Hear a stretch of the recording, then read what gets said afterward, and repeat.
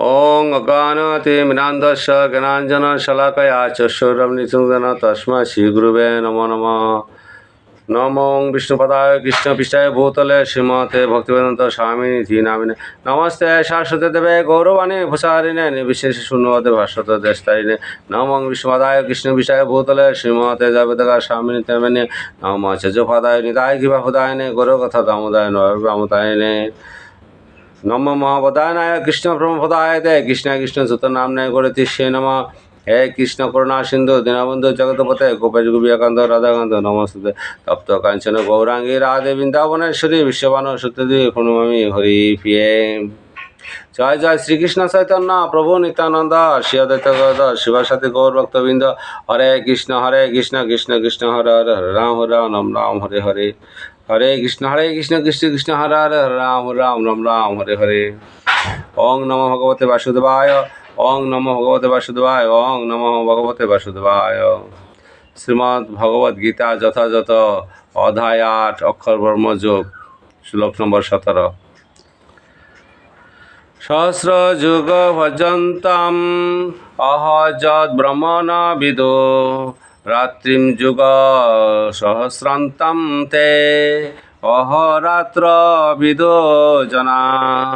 सहस्र जुग भजन्तं अहजद् ब्रह्मण विदो रात्रिं जुग सहस्रान्तं ते अहोरात्र विदो जना। शब्दार्थ सहस्र सहस्र যুগ চতুর্যুগ পর্যন্ত ব্যাপী অহ দিন যত যা ব্রহ্মণ ব্রহ্মার বিদু যারা জানেন রাত্রিম রাত্রি যুগ চতুর্যুগ সহস্রান্তাম তেমনি সহস্র চতুর্যুগের অন্তে তে সেই অহরাত্র দিন ও রাত্রির বিদু তত্ত্ববেত্তা জনা মানুষেরা। অনুবাদ মনুষ্য মনের সহস্র চতুর্যুগের ব্রহ্মার একদিন হয় এবং সহস্র চতুর্যুগে তার এক রাত্রি হয়।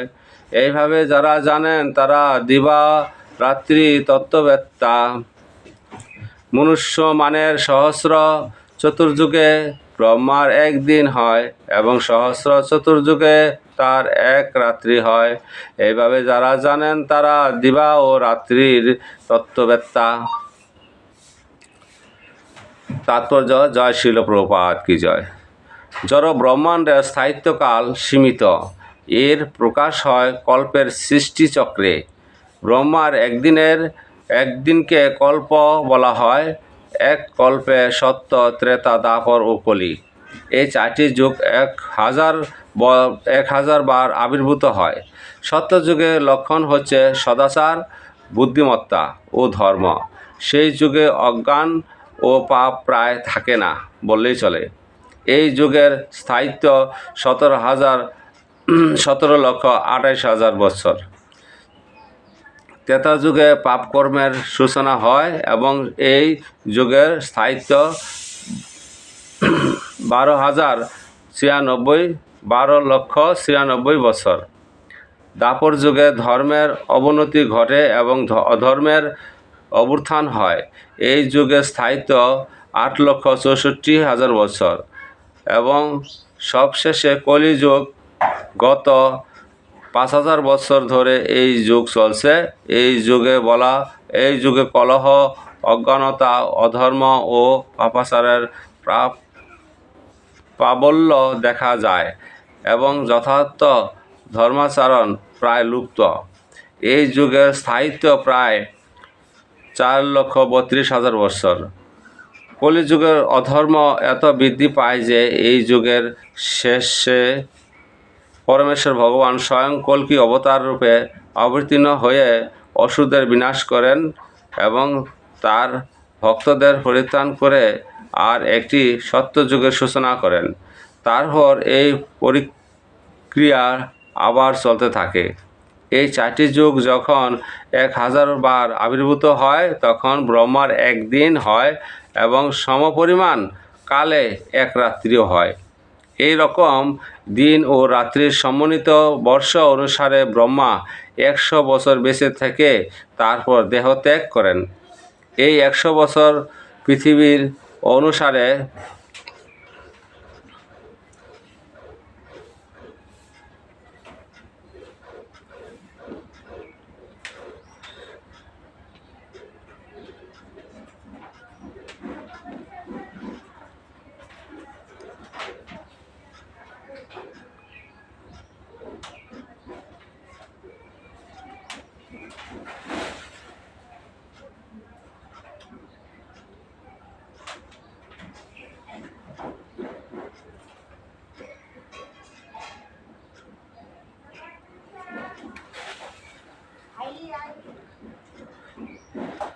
(31,104 কোটি বৎসর সমান। এই গণনা অনুসারে ব্রহ্মার আয়ু কল্পনাপ্রসূত ও অক্ষর বলে মনে হয়, কিন্তু নিত্য তার পরিপ্রেক্ষিতে এর স্থায়িত্ব বিদ্যুৎ চমকের মতো ক্ষণস্থায়ী। অতলান্তিক মহাসাগরের বুদবুদের মতো কারণ সমুদ্রের অসংখ্য ব্রহ্মার নিত্য উদয় ও লয় হয়ে চলেছে। ব্রহ্মা ও তার সৃষ্টি জড় ব্রহ্মাণ্ডের অংশ এবং তাই তা নিরন্তর প্রবহমান। জড় ব্রহ্মাণ্ডের এমন কি ব্রহ্মাও জন্ম-মৃত্যু, জরা ও ব্যাধির চক্র থেকে মুক্ত নন। তবুও এই জড় জগতের পরিচালনায় তিনি সরাসরিভাবে ভগবানের সেবা করছেন, তাই তিনি সদ্য মুক্তি লাভ করেন। উচ্চ স্তরের সন্ন্যাসীরা ব্রহ্মার বিশিষ্ট লোক ব্রহ্মলোক প্রাপ্ত হন, যা হচ্ছে জড় জগতের সর্বোচ্চ গ্রহলোক, এবং অন্য সমস্ত স্বর্গীয় গ্রহলোকের বিনাশ হয়ে যাওয়ার পরে তা বর্তমান থাকে। কিন্তু জড় প্রকৃতির নিয়ম অনুসারে ব্রহ্মা ও ব্রহ্মলোকের সমস্ত বাসিন্দাদের যথাসময়ে মৃত্যু হয়। হরে কৃষ্ণ।